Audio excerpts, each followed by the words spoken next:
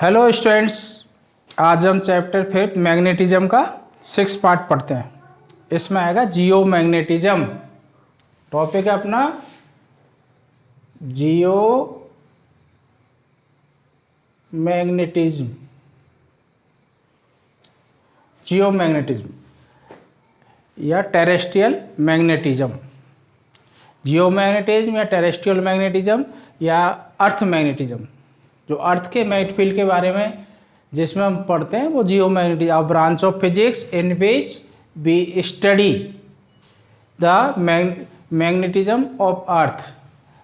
वो साइंस की या फिजिक्स की ब्रांच जिसमें हम अर्थ के मैग्नेटिज्म के बारे में पढ़ते हैं। तो study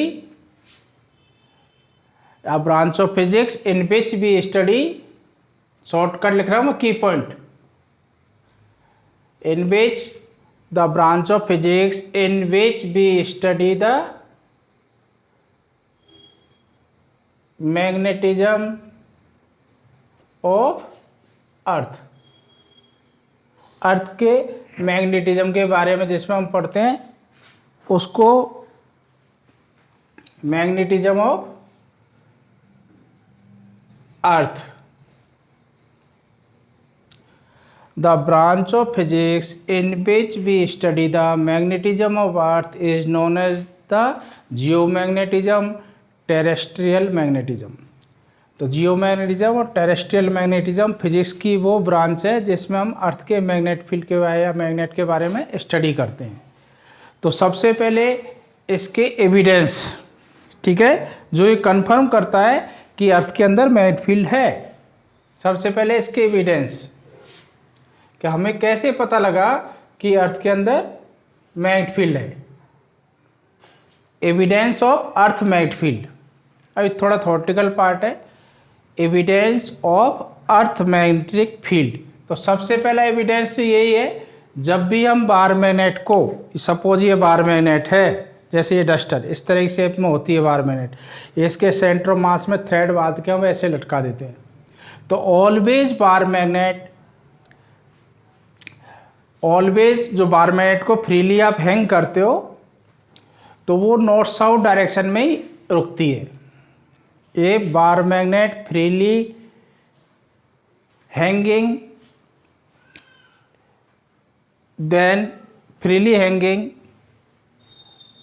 then it rest always in north south direction.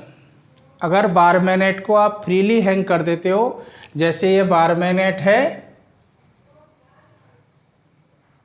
ये नॉर्थ पोल, ये साउथ पोल, तो आपके जो होते हैं नॉर्थ, अब नॉर्थ इधर हो जाएगा, इसमें इधर ले लो, ये नॉर्थ, ये साउथ, ये ईस्ट, ईस्ट इधर आएगा, फिर ईस्ट, और ये वेस्ट। तो हमेशा नॉर्थ की तरफ ही रुकती है।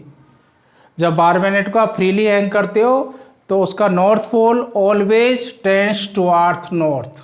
When bar magnet freely hanging, then it rests in the direction of the north pole, points towards north, geographic north pole। यानी जब बार मैग्नेट को आप फ्रीली हैंग करते हो, ऐसे फ्रीली लटका देते हो, इसका नॉर्थ पोल हमेशा नॉर्थ, बार मैग्नेट का नॉर्थ पोल हमेशा नॉर्थ की डायरेक्शन को इंडिकेट करता है। तो ये डायरेक्शन बताने के काम भी आता है। अब ऐसा क्यों हो रहा है?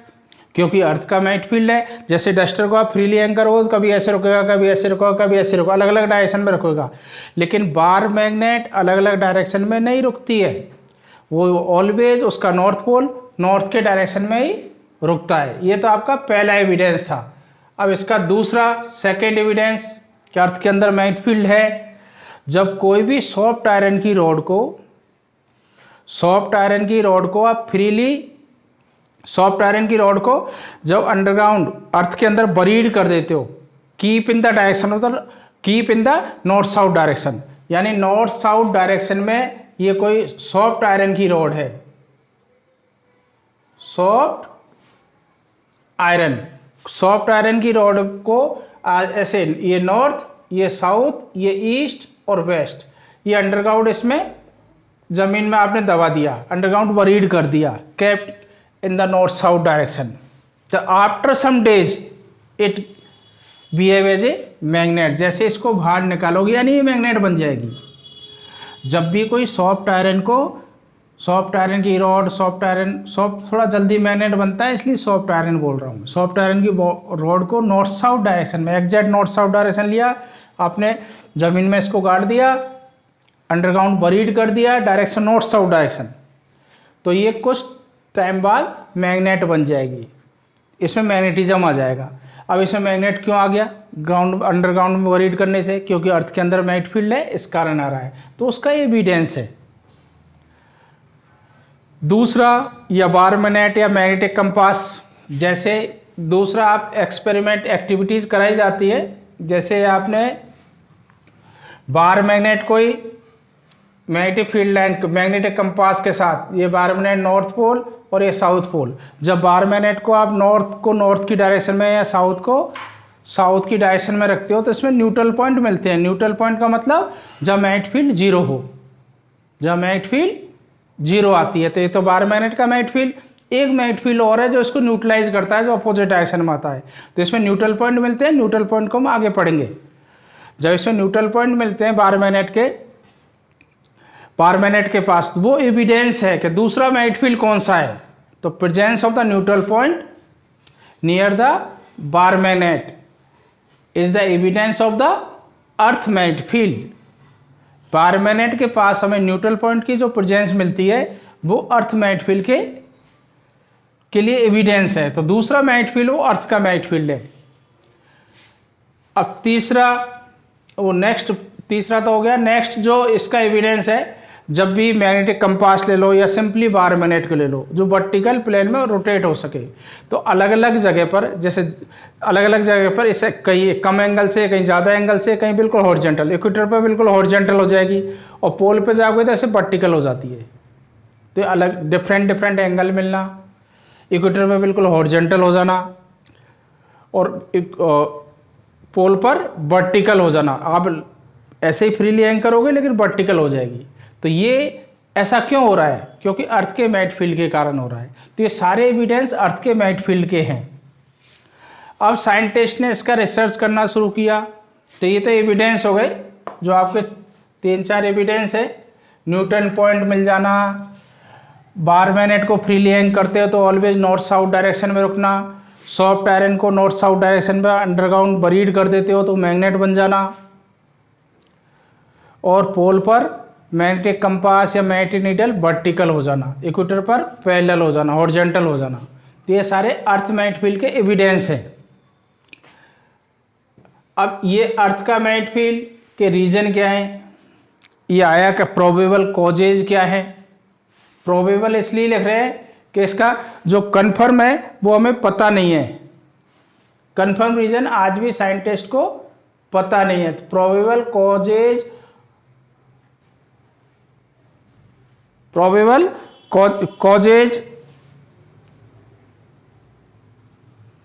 Of earth magnetic field.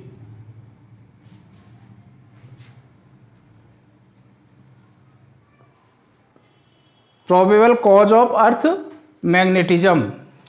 अब प्रोबेबल कॉजेज जो अर्थ मैग्नेटिज्म के हैं, वो प्रोबेबल इसलिए बोल रहे हैं, इसमें कंफर्म पता नहीं है कि अर्थ का मैग्नेटिक फील्ड या अर्थ के अंदर मैग्नेटिक फील्ड किस कारण से आ रहा है। तो डिफरेंट लॉजिक दिए, लेकिन सेटिस्फैक्ट्री एक भी नहीं है। कुछ ने बोला जब अर्थ ऐसे रोटेट हो रही है ऑन एक्सिस पर, अर्थ रोटेट होती है तो इसके साथ साथ मैग्नेटिक सब्सटेंस है वो भी रोटेट हो रहे हैं, और every substance made up of the charge particle like electron and proton. अब ये एग्जाम पॉइंट ऑफ व्यू से इंपॉर्टेंट नहीं है, हिस्ट्री की तरह आप याद सुन लो इसको। ये रोटेट होती है, अर्थ रोटेट होती है, तो इसके साथ सब्सटेंस भी रोटेट हो रहे हैं। और सारे सब्सटेंस किसके बने हैं?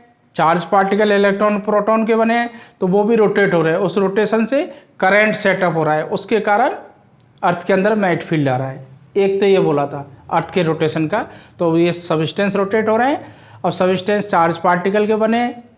ये ब्रैकेट ने बोला था, साइंटिस्ट का नाम है ब्रैकेट।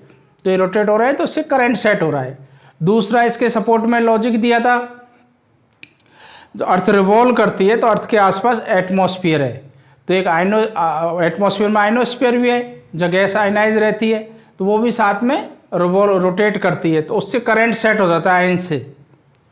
आयन से जो करंट सेट होता है उसके कारण अर्थ का मैग्नेटिक फील्ड जनरेट होता है। दूसरा ये कॉज दिया था, और एक कॉज और दिया था, जब अर्थ रिवॉल्व करती है, जैसे जग में पानी ले लिया, जग को आप घुमाओगे तो पानी भी घूमेगा, तो अर्थ का जो कोर है मोल्टन कोर है, यानी उसमें आयरन, निकेल, कोबाल्ट ये मोल्टन स्टेट में है। ये सारे फेरोमैग्नेटिक मटेरियल है, यानी मैग्नेटिक मटेरियल है। जो अर्थ रिवॉल्व करती है तो लिक्विड कोर भी रिवॉल्व करती है, रोटेट करती है, उसके कारण करंट सेट होता है या उसके कारण मैग्नेटिक फील्ड आता है, ये बताया। अब इसमें जैसे इसके सपोर्ट में कुछ और भी बातें बताई गई, जैसे मून का मोल्टन कोर नहीं है तो मून का मैग्नेटिक फील्ड नहीं है। जुपिटर थोड़ा फास्ट रोटेट करता है तो उसका मैग्नेटिज्म ज़्यादा है। लेकिन ये भी क्यूरी लॉ आएगा, क्यूरी ने डिस्कार्ड कर दिया, क्योंकि वहाँ टेम्परेचर के अकॉर्डिंग फेरोमैग्नेटिक सब्सटेंस अभी थोड़ा आगे आएगा, फेरोमैग्नेटिक सब्सटेंस पैरा में कन्वर्ट हो जाता है, तो फेरोमैग्नेटिक मटेरियल ही नहीं रहते आयरन, निकल, कोबाल्ट हाई टेम्परेचर पर। तो अभी तक साइंटिस्ट को ये पता ही नहीं है, परफेक्ट रीजन नहीं पता, परफेक्ट कॉज नहीं पता है कि अर्थ के अंदर मैग्नेटिक फील्ड कैसे आ रहा है। तो ये सिर्फ बताया गया है, इनके आइडिया दिए गए हैं कि अर्थ के अंदर मैग्नेटिक फील्ड के रीजन क्या हो सकते हैं, लेकिन परफेक्ट कॉज, सेटिस्फैक्ट्री कॉज अभी तक साइंटिस्ट के पास नहीं है अर्थ के अंदर मैग्नेटिक फील्ड का। अब इसका जो एग्जाम पॉइंट ऑफ व्यू से जो इंपॉर्टेंट है उसका कुछ तो डेफिनेशन है, इसके बाद अर्थ मैग्नेटिक फील्ड के बारे में ज़्यादातर क्वेश्चन पूछता है, element of the earth magnetic field. तो कुछ डेफिनेशन में बता रहा हूं। जियोग्राफिक एक्सेस, इसको मिटा लेते हैं।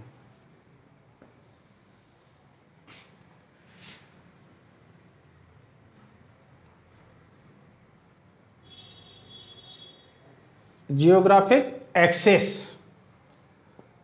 देखो अर्थ के अंदर सपोज ये अर्थ हो गई, ठीक है, इसमें नॉर्थ पोल, ये साउथ पोल, ये ईस्ट वेस्ट, ये नॉर्थ पोल हो गया, ये साउथ पोल हो गया।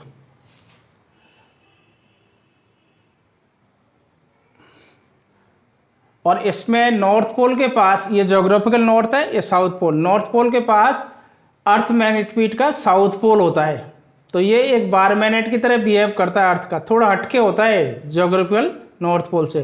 तो यहां तो ये मैग्नेट का है, ये अर्थ की जो मैग्नेट है उसका साउथ पोल है, ये नॉर्थ पोल होगा। साउथ पोल के पास नॉर्थ पोल होता है, थोड़ा हटके होता है, तो अर्थ की ये बार मैग्नेट की तरह बिहेव करती है। ये अर्थ इस तरह से एक बार मैग्नेट हो गई, जिसका ये साउथ पोल है, ये नॉर्थ पोल है।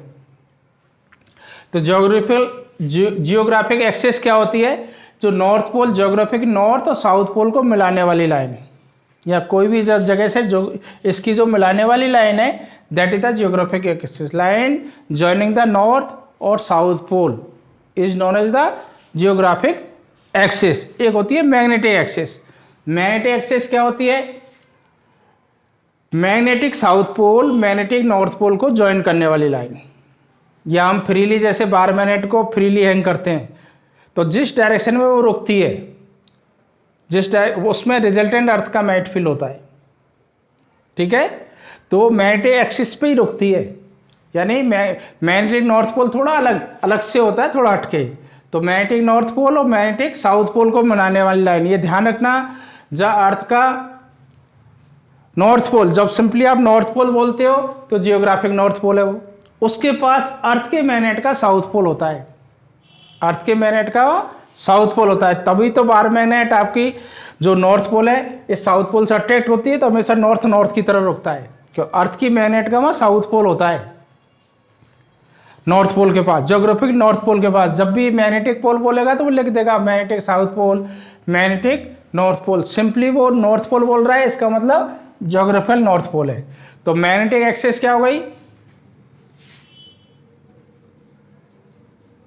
Magnetic axis line joining magnetic south और magnetic north pole is known as the magnetic axis. अब एक टर्म आती है जियोग्राफिक मेरिडियन, जैसे जियोग्राफिक एक्सेस ही हो गई, तो इसकी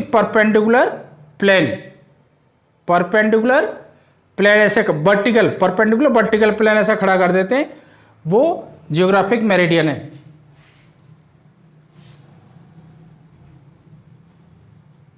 geographic meridian. Vertical plane on a geographic axis at any place is known as the geographic meridian। vertical plane, जैसे सपोज ये एक्सिस जियोग्राफिक एक्सिस है तो इसके ऊपर ये vertical plane, vertical plane on a geographic axis is known as the geographic meridian. Next definition है magnetic meridian.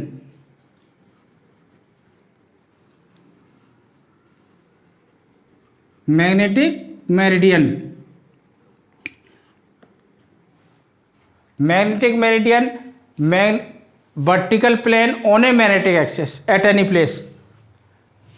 Vertical plane on a magnetic axis, जैसे magnetic axis ये इसके ऊपर ये vertical plane, vertical plane on a magnetic axis is known as the magnetic meridian.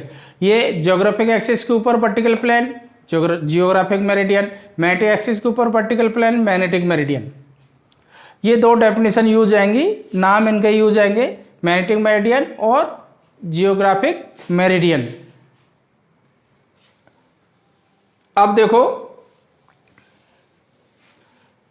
Element of earth magnetic field, ठीक है, किसी elements of earth magnetic field,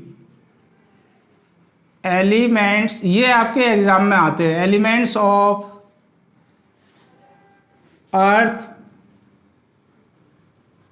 magnetic field. अब इसके 3 एलिमेंट हैं, ठीक है, element of earth magnetic field. Angle of declination, पहला angle of declination, इसको मैग्नेटिक डिक्लिनेशन भी बोलते हैं, एंगल ऑफ डिक्लिनेशन। दूसरा एंगल ऑफ इंक्लिनेशन, और इसको एंगल ऑफ डिप भी बोलते हैं, एंगल ऑफ डिप।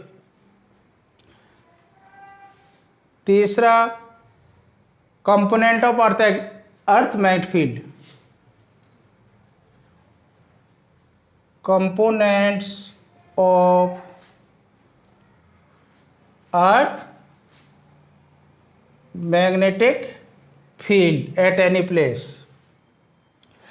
देखो किसी भी प्लेस पे अर्थ के मैग्नेटिक फील्ड को अंडरस्टैंड करने के लिए 3 एलिमेंट की रिक्वायरमेंट होती है। तो कई बार क्वेश्चन ये भी आया, right the 3 element of earth magnetic field.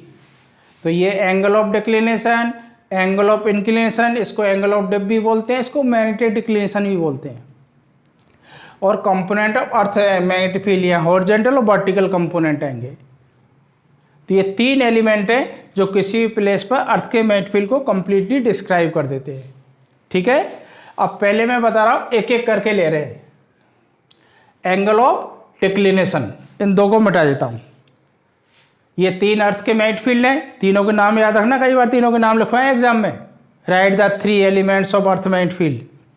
तो angle of declination, angle of inclination और component of earth magnetic field. अब इसमें पहले मैं एंगल ऑफ, इसको एंगल ऑफ डिप भी बोलते हैं, तो एंगल ऑफ डिक्लिनेशन की बात कर रहे हैं। पहला एंगल ऑफ डिक्लिनेशन, तो इसकी डेफिनेशन ये है, angle between geographic and magnetic meridian at any place. Angle between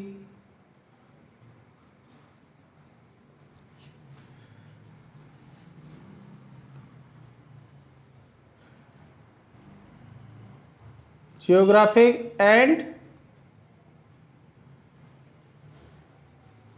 magnetic meridian.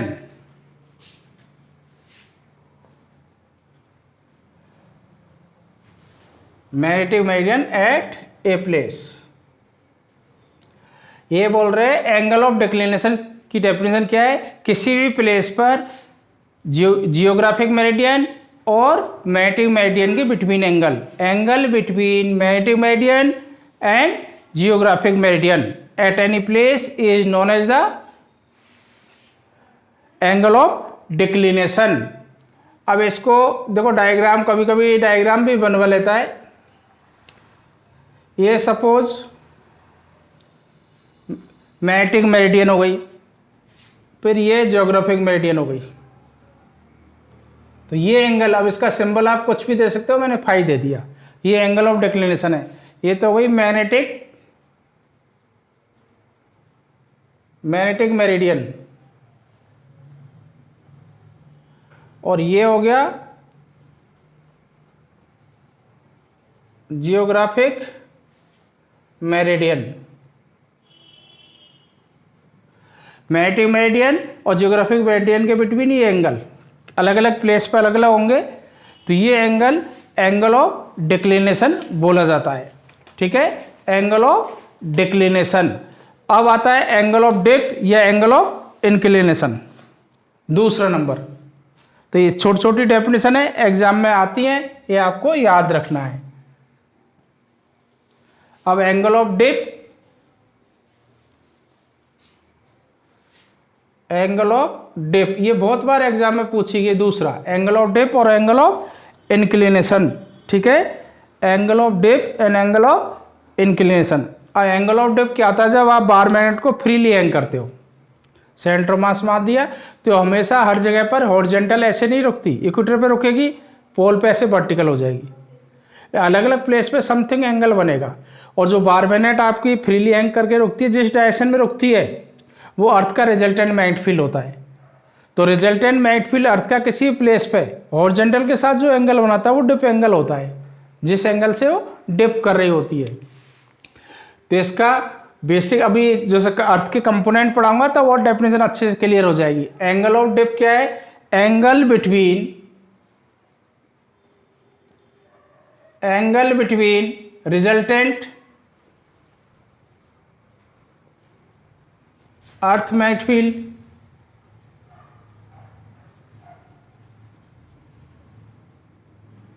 Earth magnetic field and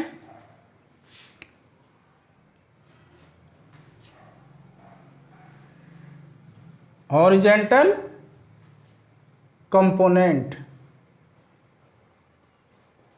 shortcut यानी angle between B resultant earth का magnetic field and B H horizontal component earth magnetic field, इनके between जो एंगल होता है that is the angle of dip.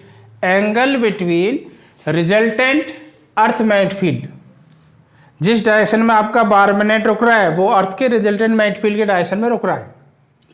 और horizontal component, earth का horizontal component और रिजल्टेंट मैग्नेटिक फील्ड के बिटवीन जो एंगल होता है that is the angle of dip. अब तीसरा, अब अच्छा ये भी ध्यान रखना, angle of dip at equator, ये भी कई बार पूछा हुआ है। इसको मैं सिंबल थीटा देता हूं, इसका सिंबल क्या, थीटा। तो एट इक्वेटर थीटा कितना होता है, 0। एट पोल्स थीटा की वैल्यू होती है 90 डिग्री, तभी तो वर्टिकल खड़ा हो जाता है ऐसे, क्योंकि अर्थ का अर्थ का मैग्नेटिक फील्ड है, अर्थ का जो मैग्नेट है वो बार मैग्नेट की तरह बिहेव करता है। तो नॉर्थ के पास नॉर्थ हो जाएगा, रिपेल हो जाएगा, साउथ को अट्रैक्ट कर लेगा, तो ऐसे वर्टिकल खड़ा हो जाएगा पोल पर ही, और इक्वेटर पर बिल्कुल हॉरिजॉन्टल हो जाएगा। अब इक्वेटर पे थीटा 0 यानी हॉरिजॉन्टल अर्थ का मैग्नेटिक फील्ड सारा, इसका मीनिंग ये निकला है इक्वेटर पर अर्थ का मैग्नेटिक फील्ड सारा हॉरिजॉन्टल है और पोल पर सारा वर्टिकल है, इसका मीनिंग ये निकल रहा है। लेकिन अलग अलग प्लेस पर कुछ एंगल बना रहा है, डिफरेंट प्लेस पर अर्थ का रिजल्टेंट मैग्नेटिक फील्ड इक्वेटर पे क्या है, बिल्कुल हॉरिजॉन्टल, और पोल्स पे क्या है, वर्टिकल है। तो फिर डिफरेंट प्लेस पर इसका सम कुछ एंगल है, तो उसके फिर कंपोनेंट होंगे, वही कंपोनेंट हम अभी पढ़ने जा रहे हैं।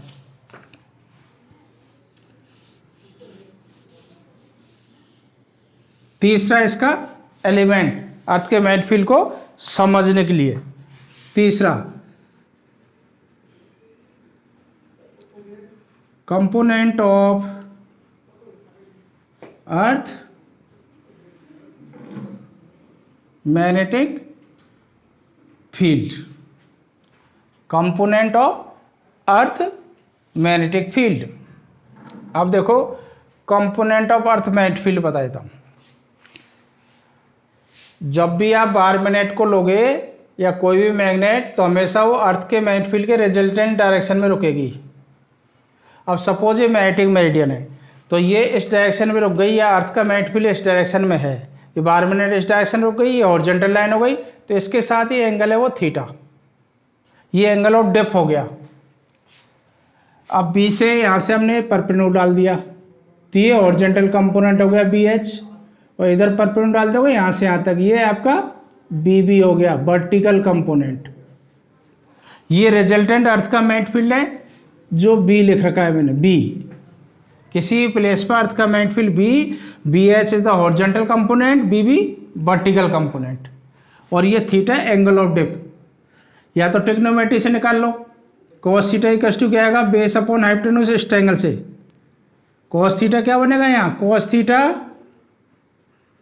बेस इस एंगल से निकाल रहा हूं, base B H upon hypotenuse B, तो बी एच क्या आ गया आपका, बी cos थीटा।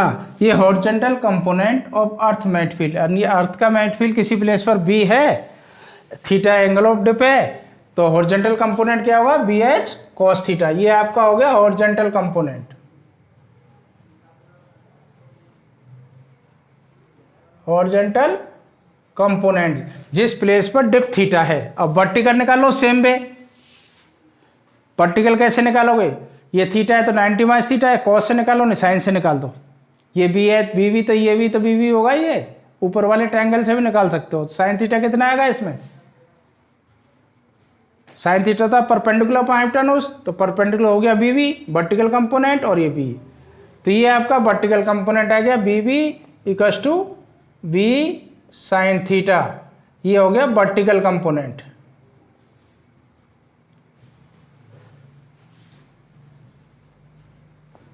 उस प्लेस पे वर्टिकल कंपोनेंट आ गया जब अर्थ के मैग्नेटिक फील्ड की वैल्यू बी और एंगल ऑफ डेप्थ थीटा है। अब ये इक्वेशन में फर्स्ट देता हूं, ये सेकेंड।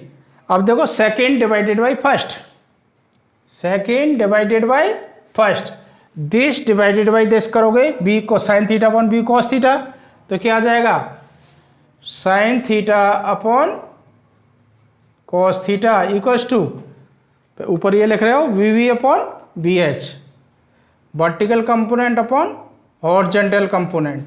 तो sine theta upon cos theta क्या होता है, टेन थीटा, तो टेन थीटा इक्वल्स टू, ये फॉर्मूला भी आपके यूज आता है, B H vertical component upon horizontal component, tan theta equals to B V upon B H. किसी भी प्लेस पर वर्टिकल कंपोनेंट हॉरिजॉन्टल कंपोनेंट का रेशो टेन थीटा होता है, थीटा है एंगल ऑफ डेप्थ है। ये तीसरा फॉर्मूला हो गया। एक फॉर्मूला और है, वो भी बताता हूं, यहां लिख देता हूं, स्क्वायरिंग एंड एडिंग, यानी फर्स्ट का स्क्वायर करो और सेकंड का स्क्वायर करके ऐड कर दो, ठीक है। सेकंड ये रहा बी बी, यहां लिख देता हूं, देखो सेकंड इक्वेशन आपकी ये है बी एच, इसको मिटा के लिखता हूं, एक बार जगह कम रह गई। तो फर्स्ट इक्वेशन आपका ये था B H equal to V cos theta, और सेकंड इक्वेशन आपने इसका नाम दे रखा है B V equal to V sine theta. अब आप कर रहे हो ये फर्स्ट इक्वेशन, ये सेकेंड, यानी फर्स्ट को स्क्वायर, स्क्वायरिंग एडिंग, तो देखो बी एच का स्क्वायर प्लस बी बी का स्क्वायर, इधर ऐड करोगे, स्क्वायर करके ऐड करोगे, बी स्क्वायर कॉमन आ जाएगा, तो ये बचेगा cos square theta plus cos square theta plus sine square theta, और ये वैल्यू 1, तो बी स्क्वायर इक्वल टू ये बन गया B H square plus B B square. ये नेक्स्ट फॉर्मूला आ गया आपका, अंडर रूट किसी प्लेस पे हॉरिजॉन्टल कंपोनेंट का स्क्वायर और वर्टिकल कंपोनेंट का स्क्वायर का रूट कर दो, तो उस प्लेस पर रिजल्टेंट अर्थ मैग्नेटिक फील्ड आ जाएगा। तो आपका ये B H B cos theta, B resultant earth का मैग्नेटिक फील्ड, याद रखना इन पे क्वेश्चन आते हैं, B H equal to B cos theta, B B equal to B sine theta. और ये रिजल्टेंट, ये तो आपका 11th क्लास में आपने वेक्टर पढ़ लिया था, तो वहाँ इसका मैग्नीट्यूड ऐसे तो निकालते थे X square plus Y square, horizontal का स्क्वायर प्लस वर्टिकल का स्क्वायर, और ये tan theta B V upon B H, वो इन दोनों से ही निकल रहे हैं। तो ये आपके अर्थ के एलिमेंट्स है, जो अर्थ के एलिमेंट ज़्यादातर आपके एग्जाम में आया करते हैं। ठीक है, बी एच स्क्वायर प्लस, ये इसके फॉर्मूले याद रखना, ये और ये इन पर रिलेटेड आपके क्वेश्चंस बनते हैं, और इस चैप्टर में ज़्यादातर इन पर बेस्ड क्वेश्चन आपके आते रहते हैं एग्जाम में।